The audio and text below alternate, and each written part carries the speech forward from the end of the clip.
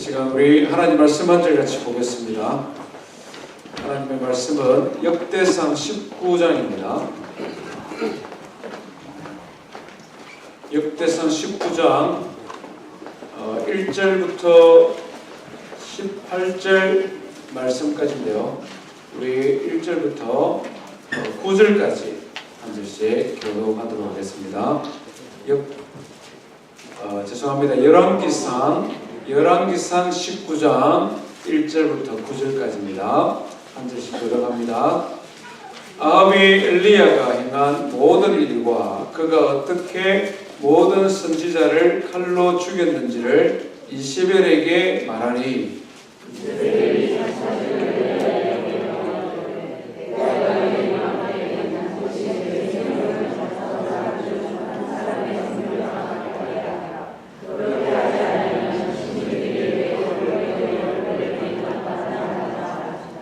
그가 이 형편을 보고 일어나 자기의 생명을 위해 도망하여 유다에 속한 보엘세바에 이르러 자기의 사환을 그곳에 머물게 하고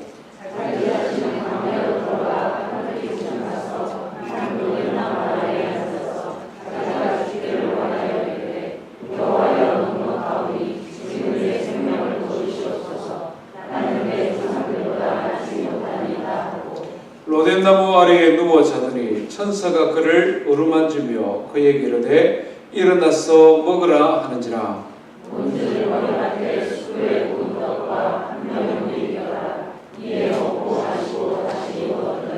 여호와의 천사가 또다시 와서 어루만지며 이르되 일어나 먹으라. 내가 갈 길을 다 가지 못할까 하노라 하는지라.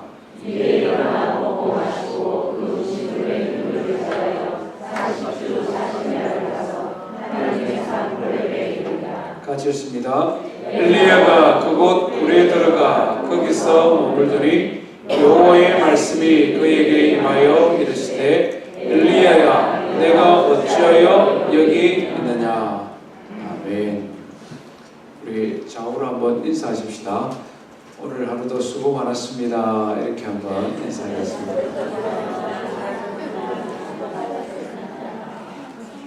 부부간에 같이 오신 분은 다정하게 손을 한번 잡아주시면서 수고 많았습니다. 인사 한번 나눠주십시오. 인사가 좀 또 터프합니까? 좀 이렇게 다정하게 오늘 하루도 좀 수고 많았습니다. 예, 하루 종일 직장에서 가정에서 일을 하다가 또 이렇게 9시 늦은 시간이니까 우리 피곤하실 수도 있을 텐데요. 또 하나님의 은혜를 사모하는 마음으로 오신 우리 모든 성도님들을 진심으로 주의 이름으로 환영합니다. 지금 소개하는 질병의 이름이 뭘까 한번 맞춰보십시오. 스트레스가 주된 원인입니다. 병의 원인은 아직 정확하게 규명되지는 않았습니다. 전 인류의 15%가 이 병에 걸렸다고 합니다. 여성이 남성보다 2배 정도 많습니다. 체중이 급격한 변화가 있고 자신이 무가치한 존재로 인식할 때가 많습니다. 수면 장애를 동반할 경우가 있고 자살의 충동을 느낍니다. 우울증입니까? 어디서 그렇게 힌트가 직접적으로 왔습니까? 예, 우울증이라고 합니다. 80% 정도는 완쾌될 수 있는데 아주 다루기가 아주 쉽지 않는 그런 병 가운데 하나입니다. 우리 신앙생활에도 이런 우울증 같은 어려운 질병이 있습니다. 뭘까요? 신앙생활에 있어서 꼭 이런 우울증처럼 참 다루기 어려운 그런 질병이 있습니다. 질병이라고 표현하니까 좀 감이 안 오시는 것 같은데요. 영적 침체, 영적 침체라고 말할 수 있습니다. 특별히 영적 침체가 무서운 것은 열심히 신앙생활 하던 사람이 또 열심히 주를 섬겨 헌신하던 사람들에게 찾아오는 질병이기 때문에 그렇습니다. 열심도 잃어버리고 열정도 잃어버리고 기쁨과 감사를 잃어버리고 어느 날부터 냉랭한 신앙인이 되어서 신앙생활하는 성도들을 볼 때에 영적인 침체 가운데 있구나 이런 생각을 하게 됩니다. 정확하게 그 원인을 알고 잘 다루지 않으면 우리의 신앙의 삶이 점점 더 힘들어질 뿐만 아니라 큰 의미 없이 그냥 주를 섬기는 신앙생활로 이렇게 퇴보해 갈 수 있기 때문에 그렇습니다. 오늘 우리가 읽은 본문에 등장하는 엘리야는 대표적인 영적 침체에 빠졌던 사람입니다. 하나님께서 그를 특별한 은혜로 다시 일으켜 세웁니다마는 그 침체가 얼마나 크고 무거웠던지 오늘 우리가 읽은 본문에서 말하는 것처럼 여기가 조사오니 여기서 저를 그냥 죽여주십시오 이렇게 하나님 앞에 탄식하고 있지 않습니까? 엘리야는 정말 열심으로 주님을 섬겼던 사람입니다.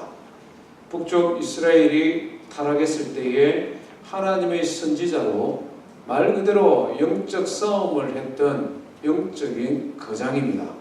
우리가 잘 아는 것 읽지는 않았습니다만은 열왕기상 18장에 보면 갈멜산에서 바알을 섬기는 선지자와 아세라를 섬기는 선지자 약 850명과 영적 싸움을 한 사건을 우리가 잘 기억하고 있지 않습니까? 나는 나의 신인 하나님의 이름을 부를 것이다. 너희들은 너희들의 신의 이름을 부르라. 그리고 누가 진짜 살아계신 신인지 우리 한번 시합해보자. 850대 1입니다. 그때 당시 권력을 가진 아합 왕과 이세벨은 철저히 바알과 아세라를 섬기는 사람들의 편에 섰습니다.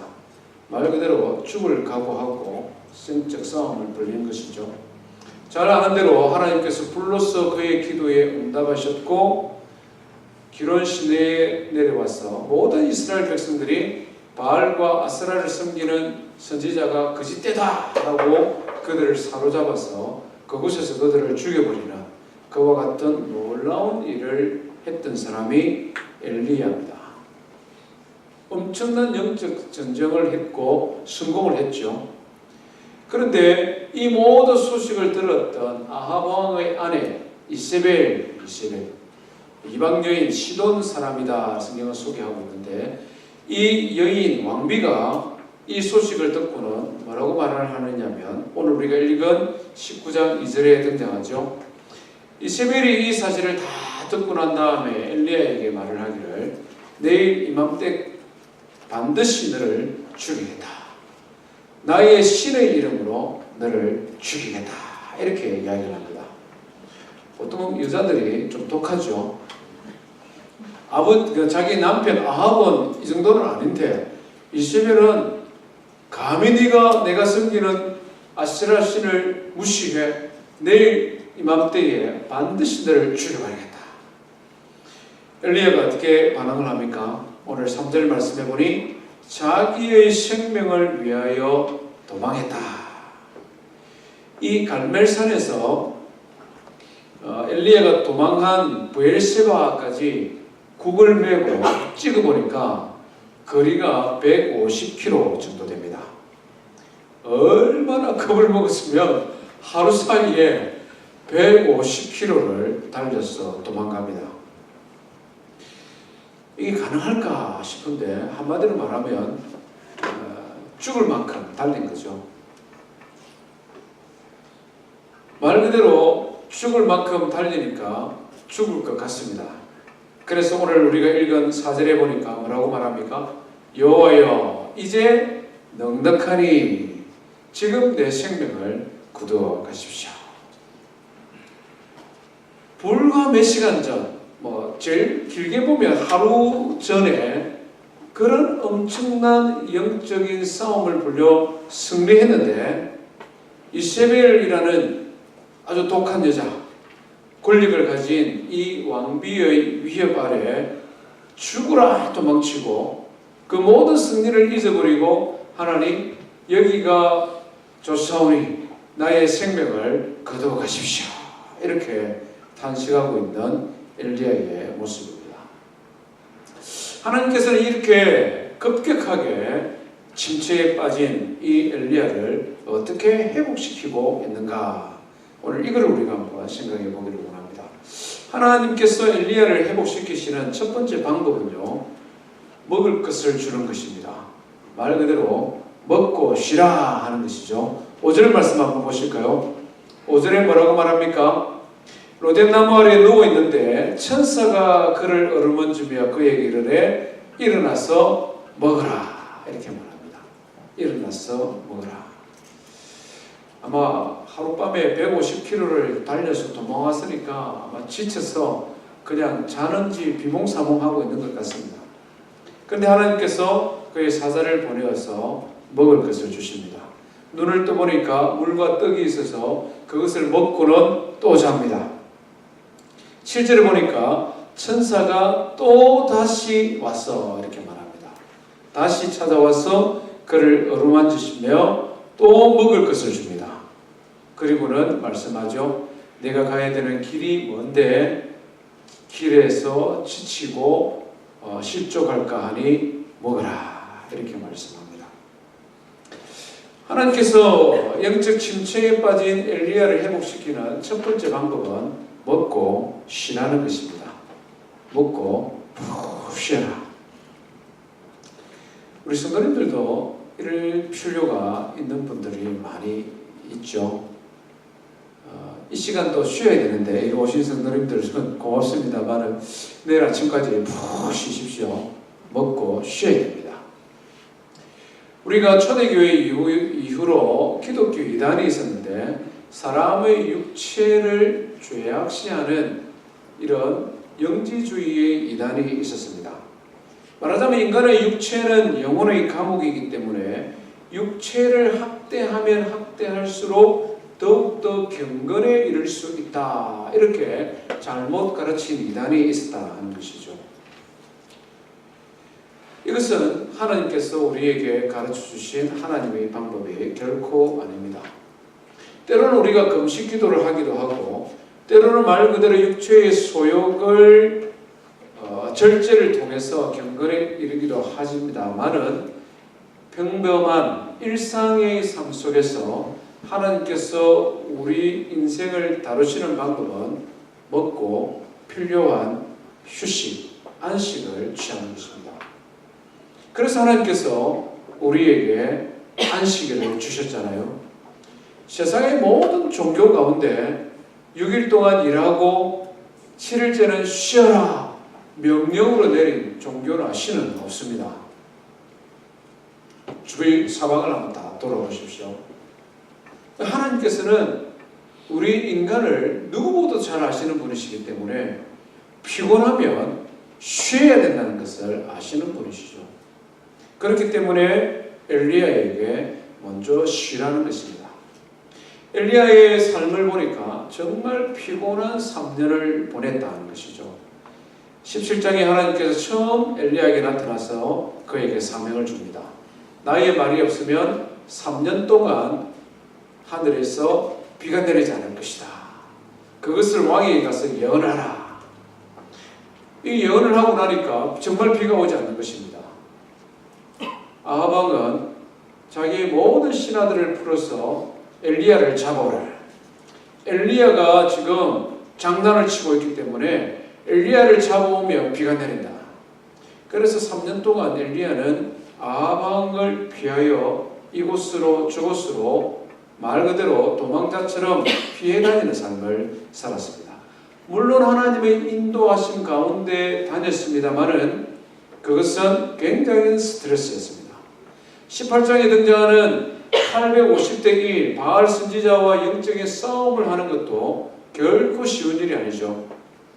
아침부터 저녁까지 이교도의 방식으로 그들의 신을 부르는 것을 다 지켜보고 그리고 해가 저물 때쯤에 엘리야가 제단을 다시 재건하고 제사를 드리고 그 거짓 모든 선지자들을 잡아 기론 시내에서 그들을 죽이는 이런 모든 일은 엄청난 육체적인 노동이 따르는 고역이었다는 것이죠. 하나님께서는 엘리야의 이 심신이 굉장히 피곤한 것을 아시고 그를 쉬게 하는 것입니다. 먹고 마시고 자고 푹 쉬어라. 하나님의 첫 번째 방법입니다. 두 번째 방법은요, 이 육체적인 처방뿐만 아니라 영적인 처방을 하나님께서 주고 계시는데 그것은 엘리야와 대화를 나누시며 그에게 음성을 들려주시는 것입니다. 엘리야가 150km를 달려서 도망을 갔고 하나님께서는 거기에서 먹을 것을 주고 그리고 난 다음에는 엘리야가 호렙산까지 가게 됩니다. 40주 40년을 갔다라고 하는데 호렙산이 저 사우디아라비아 남쪽에 있는 산으로 생각이 되어집니다. 그곳에 가서도 엘리야가 아직까지 완전히 회복되지 아니해서 한 굴에 들어갔다 이렇게 기록을 하고 있습니다. 9절 말씀해 보니까 엘리야가 그곳 굴에 들어가 거기 머물렀더니 아마 거기까지 이세벨이 잡으러 올지 모른다라는 불안한 마음이 있었는지 아니면 하나님 내 인생이 어쩌다가 이렇게 여인에게 쫓기는 인생이 되었습니까? 이런 어떤 비참한 마음이 그곳에 들어갔는지 모르십니다만은 굴에 들어갔습니다. 많은 경우에 영적인 침체에 빠지게 되면 굴을 파고 굴에 잘 들어가죠. 당분간 사람 안 만나 이런 거는 밖에 안 나갑니다. 전화도 잘 안 합니다. 카톡도 탈퇴해버립니다. 이렇게 단체 카톡방에 탈퇴. 그냥 있고 안 만나도 되는데 탈퇴. 나 굴에 들어간다. 이걸 막 사람들에게 다 이렇게 알리는 겁니다. 여성들님들 자주 굴에 들어가죠. 그냥 혼자서 굴을 팍 파고는 맹꽁이처럼 꽁 들어가가지고 나 지금 굴에 있어. 이렇게. 엘리야가 지금 굴에 들어가야 돼. 굴에. 하나님께서 굴에 들어가 있는 엘리야에게 뭐라고 말씀하십니까? 내가 어찌하여 여기 있느냐 이렇게 말씀합니다. 내가 어찌하여 여기 있느냐. 그러면 사실은 말씀이 굴에서 나온다 이렇게 하시죠. 우리 11절 한번 읽어보십시다. 시작. 여호와께서 이르시되 너는 나가서 여호와 앞에서 산에 서라 하시더니 여호와께서 지나가시는데 여호와 앞에 크고 강한 바람이 산을 가르고 바위를 부수나 바람 가운데에 여호와께서 계시지 아니하며 바람 위에 지진이 있으나 지진 가운데에도 여호와께서 계시지 아니하며.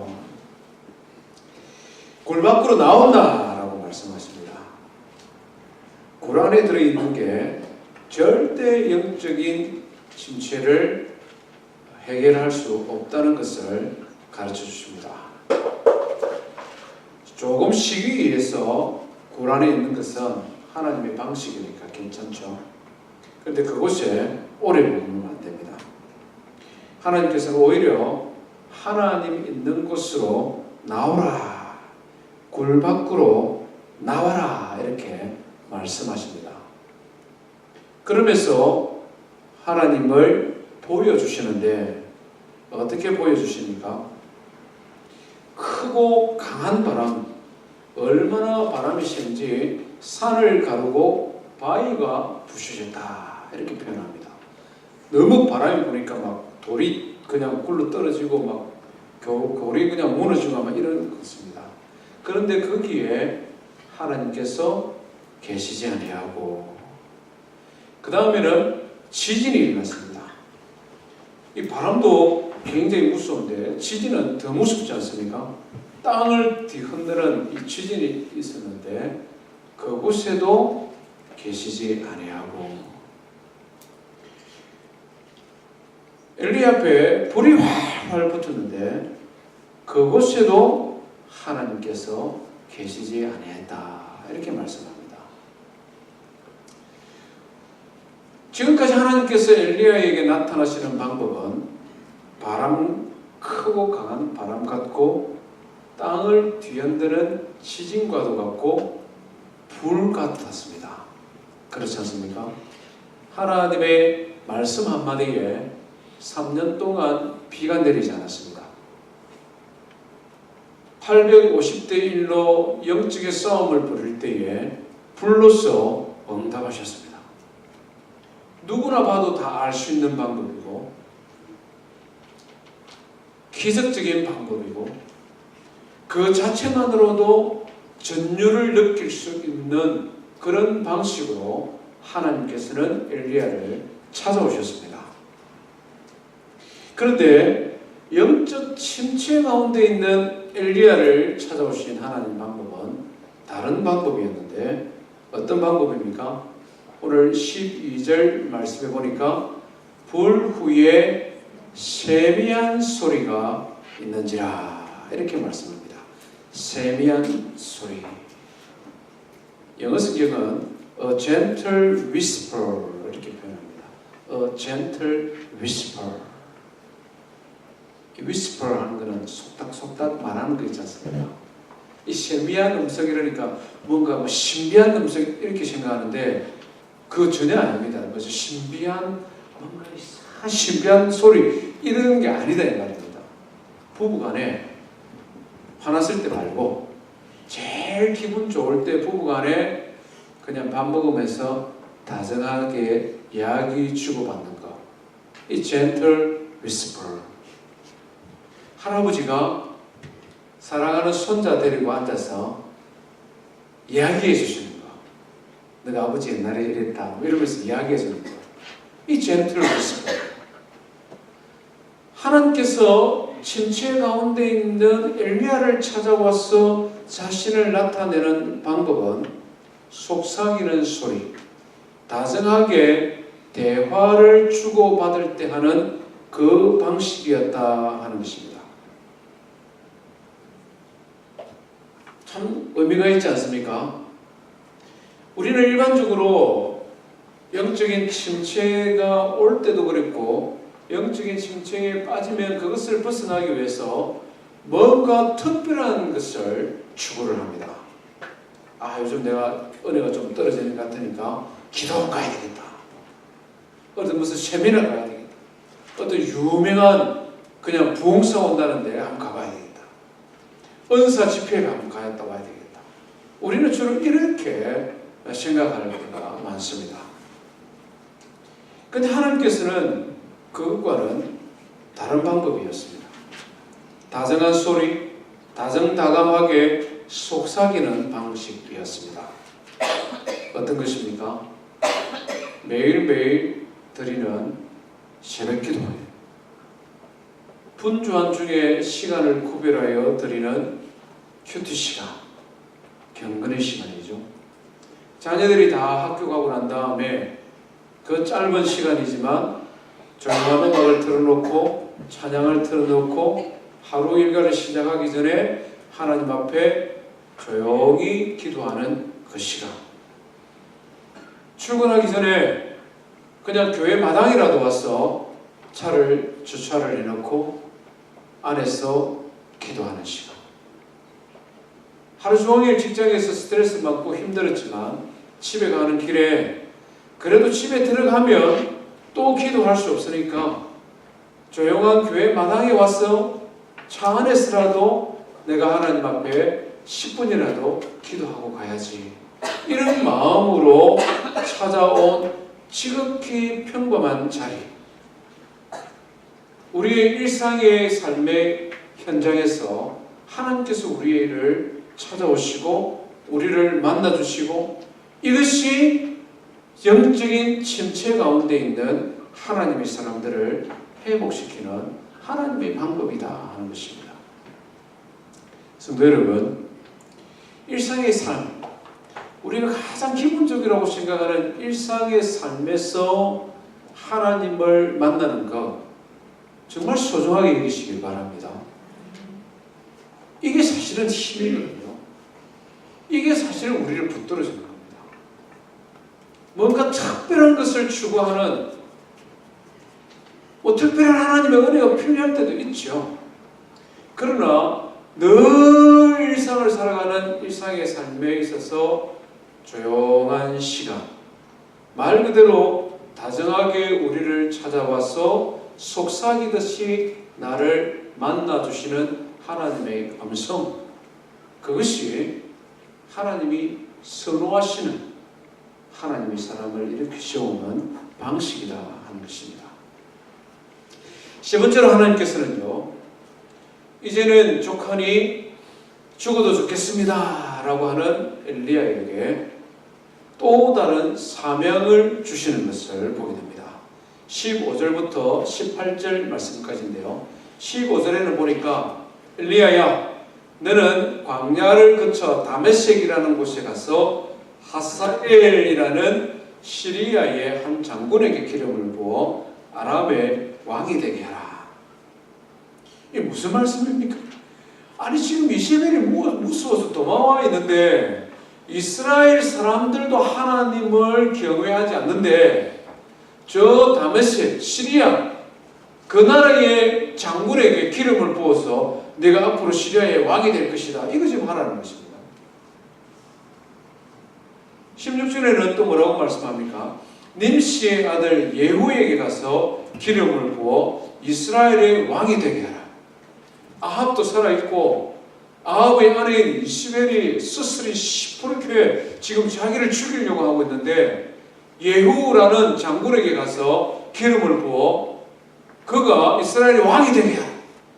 말 그대로 죽으러 가라. 이스벨이 너를 잡으려고 지금 죽이려고 하는데 그것을 향하여 가라. 말 그대로 이 호랑이 들어가라 이 말이죠. 이 무슨 말씀입니까? 엘리야야, 네가 한 여인의 위협에 생명이 들어와서 도망을 쳤느냐? 모든 것을 주관하는 이는 나다. 이스라엘뿐만 아니라 다메섹도 왕을 세우는 것은 나요. 아합 가문과 이세벨을 멸하는 권세와 능력도 나에게 있다. 내가 너에게 주는 이 사명이 끝날 때까지는 아무도 너의 생명을 거두릴 자 없다. 아무도 너의 생명을 위협하거나 빼앗을 자가 없다. 걱정하지 말고 가라. 명령하시는 것이죠. 세 번째 명령은 뭡니까? 사바스의 아들 엘리사에게 기름을 부어 너를 대신하여 선지자가 되게 하라. 너의 사명이 끝나면 너는 하나님 나라로 가겠으나 그 일은 지속되어질 것인데 너를 대신할 선지자를 따로 세워라. 그러면서 또 뭐라고 말씀합니까? 내가 이스라엘 가운데에 우리 18절 한번 같이 읽겠습니다. 18절입니다. 시작. 그러나 내가 이스라엘 가운데에 7,000명을 남기리니 다 바알에게 무릎을 꿇지 아니하고 다 바알에게 입맞추지 아니한 자니라. 아멘. 너는 지금 두 번씩이나 나한테 전부 다 배신하고 전부 다 죽고 남은 남았는데 이세벨이 나의 생명을 취하려고 합니다. 두 번씩이나 나한테 말했지. 너를 뒤이을 엘리사라는 선지자도 있을 것이고 바알에게 입맞추거나 무릎 꿇지 않는 7,000명의 나의 제자들이 너와 함께 할 것이다. 걱정하지 말아라. 이렇게 말씀하고 있습니다. 하나님께서는 하나님의 자녀들, 특별히 영적인 집체 가운데 있는 하나님의 백성들을 일으켜 세우시고 그를 다시 회복시키고 난 이후에 그에게 새로운 사명을 주시는 것을 보게 됩니다. 많은 경우에 영적으로 힘들고 피곤하고 어려우면 일을 좀 내려놓으려고 합니다. 제가 성도들을 신방하고 상담하면서는 이분이 지금 건강이 안 좋구나, 몸이 피곤하구나, 일을 조금 줄여야 되는데 그럴 수 있는 방법이 없을까? 저는 이걸 고민하는데 대부분의 성도님들은 사역을 좀 내려놔야 되겠습니다. 이렇게 말합니다. 성가대 좀 내려놨으면 좋겠고 교사 좀 내려놨으면 좋겠고 이것도 좀 내려놨으면 좋겠고 목자 목녀도 좀 내려놨으면 좋겠다. 그게 이유가 아닌데, 제가 볼 때는 지금 이분은 지금 몸이 너무 피곤하다 지금. 그래서 좀 쉬어줘야 되는데 자기 몸을 좀 관리를 했으면 좋겠는데, 교회의 사역을 자꾸 내려놓고 그러면서 하는 말씀은 좀 회복되면 그때 다시 하겠습니다. 우리 성도님들 오해 마시기를 바랍니다. 저는 정말 사역이 힘들어서 내려놓아야 되겠다라고 생각하면 그렇게 하시라고 합니다. 정말로. 또 정말 그럴 때가 되었다라고 싶으면 때로는 제가 먼저 말할 수도 있습니다. 왜냐하면 목사가 제일 잘 알잖아요. 지금 사역의 현장에서 어떻게 사역하고 있는지, 그 현장에서 다른 사역자들과의 관계가 어떠한지, 사역의 현장에서 사역의 열매가 있는지 없는지, 그래서 그런 것으로 인해 힘들어하는지 안 하는지 이런 것 살피거든요. 누구보다도 살핍니다. 말 안 하는 것에도요, 정말 제가 눈치가 빨라요.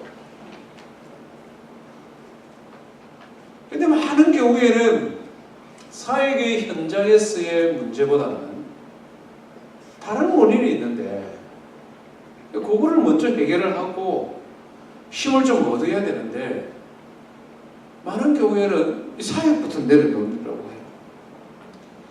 그래서 상담을 하고 목사님 좀 만나서 말씀 좀 나누겠습니다 하면은 대부분은 제가 잘 안 들어줍니다. 그리고 그 방법이 실패한 적이 지금까지는 한 번도 없습니다. 제가 말씀을 정확하게 해드리거든요. 집사님, 이런 거 한번 생각해 보십시오. 제가 볼 때 지금 집사님은 요걸 조금 다루시는 게 더 선행돼야 될 것 같습니다. 우리는 많은 경우에 있어서 하나님의 일을 내려놓고 다른 방식으로 재충전되어지려고 합니다. 단기간에 꼭 필요한 경우에 그런 때도 있겠습니다만은 하나님께서는 엘리야에게 너 이제 좀 내려놓고 쉬어라 이렇게 말씀하지 않으시죠.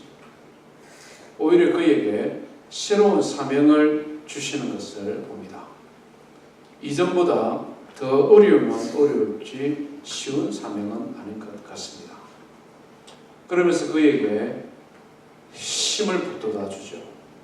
너와 함께할 7,000명의 무릎 꿇지 않은 하나님의 사람을 내가 예배에 두었다. 많은 경우에 영적 침체가 어떻게 옵니까? 내 혼자다 생각 때문에 옵니다. 엘리야도 그렇지 않습니까? 나 혼자만 남았습니다. 나 혼자만 남았습니다. 2번씩이나 하나님 앞에 혼자 남았다고 탄식합니다. 하나님께서는 아니라고 7,000명이라는 나의 제자들을 내가 남겨두었지 않느냐. 그들과 함께 하나님의 나라를 세워가라. 그들과 함께 어깨동무하고 주의 일을 해나가라고 그에게 사명을 맡겨주신 것입니다. 사랑하는 성도 여러분, 혹시 지금 이 자리에 나와 기도하는 성도 여러분, 여러분들의 마음에 내가 이제 주의 일을 좀 내려놓고 쉬어야 되겠다 이런 마음 드시는 분 계십니까? 한번 점검해 보십시오. 내가 지금 몸이 너무 힘든 것은 아닌가? 사람과의 관계에 문제가 생겨서 너무 정신적으로 스트레스가 있는 것은 아닌가? 주의 일을 내려놓기 전에 그것을 먼저 해결해야 되는 것이 아닌가? 한번 생각해 보시길 바랍니다. 내가 일상의 삶 속에서 세미한 음성, 다정한 속삭임으로 찾아오시는 하나님과의 만남을 내가 너무나 등한시하고 있는지는 아는지 한번 생각해 보시기를 바랍니다. 특별한 이벤트 있는 은혜를 사모하다가 날마다 누리는 하나님과의 대화를 잃어버리고 살아가고 있지는 않는지 점검해 보시기를 바랍니다. 사역의 현장에서 외롭다고 혼자라고 생각하고 있지는 않는지 점검해 보시기를 바랍니다.